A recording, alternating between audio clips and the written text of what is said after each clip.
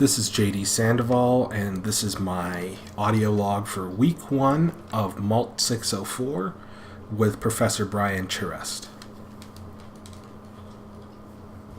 Looking back on the first week, I was happy to be in another social justice course. As much as I didn't really understand everything at the time, I really felt that Phil Mercy's class was incredibly enlightening to me and a lot of my ways of thinking. I was bullied a lot as a kid. Not for any particular reasons. I have plenty of theories on why I was bullied, but I can't say for sure. Primarily because that isn't a type of closure that I think I'm ever going to get in my life. The idea of people being harassed or picked on or even hurt simply because of one small detail that may not even be under their control, it's never sat right with me. I have always believed that it is the responsibility of all people who are capable of protecting themselves to protect those who cannot. And as someone who was bullied as a child, who suffered quite a few beatings and never had anybody step in to help, I feel that I can personally vouch for the importance of not just remaining silent when you see somebody in need of assistance. And the feeling I got from the first week of class seemed to support this idea that this idea of not making assumptions, of not really going in with any preconceived notions of your students before you even know them or meet them it's something essential to being a teacher. We watched Dr. Ty's video on skateboarding, and we hold our students to these standards, these arbitrary standards of you need to have test scores this high, you need to get this score by this time, and if you don't, you move on. I mean, yeah, sometimes you're allowed to retake a test, but by then, the retaking of a test is also cutting into time that is being used on the next unit, the next lesson, the next group of information that you are going to put into the next test. See, the important thing about Dr. Ty's video was that it really spoke to the idea that learning the skills and understanding their importance and understanding the lesson should be the goal. Not some arbitrary letter grade, not some number next to the words test and score. The importance of not giving up or moving on just because somebody might slow you down. We can't just leave people behind. And I think the message of Dr. Ty's video is that the knowledge and accomplishment of your goals should be the reward, not the grade. And that students should be able to learn at their own pace.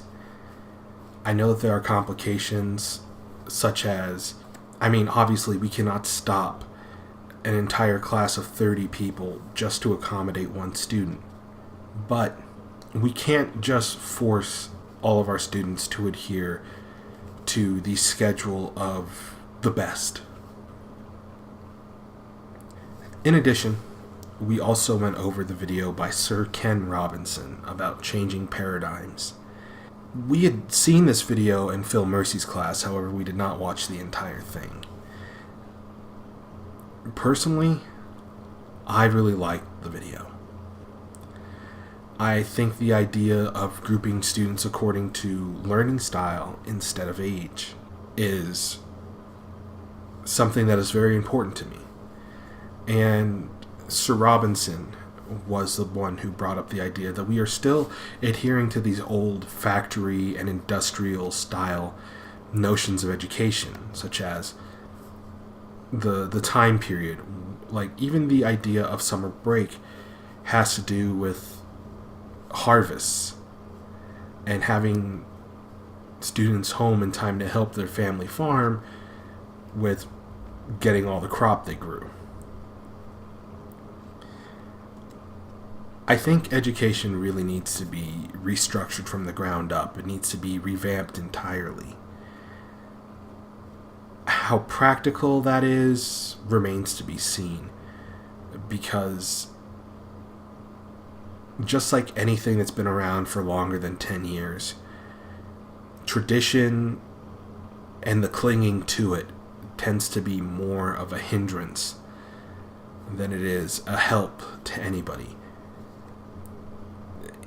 In my experience, clinging to tradition is just one man's excuse for being afraid of change, because change means something unknown, and we fear what we don't understand.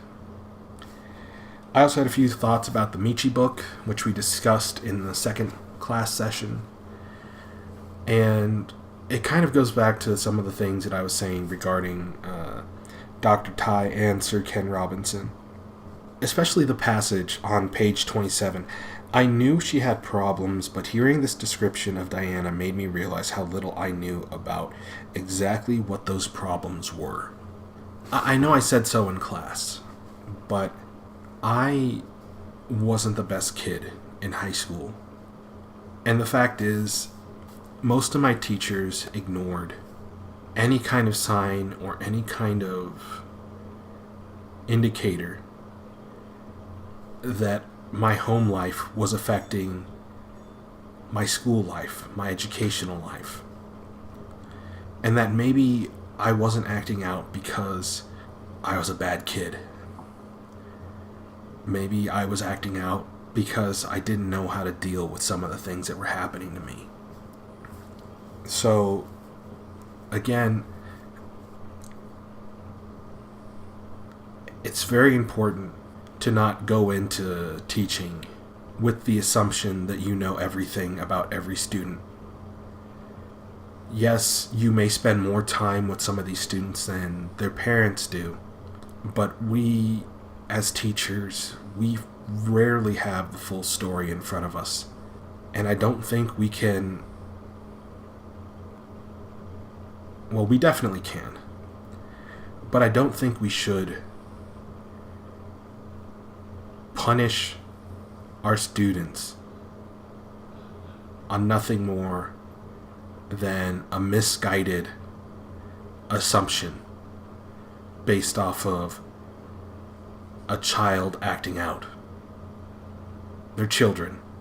They lack the tools and the experience to really comprehend what's happening to them, much less how to deal with it. Anyways, I think this is going to be where I end the first audio log. This was a little bit longer than I intended, but we'll see what happens.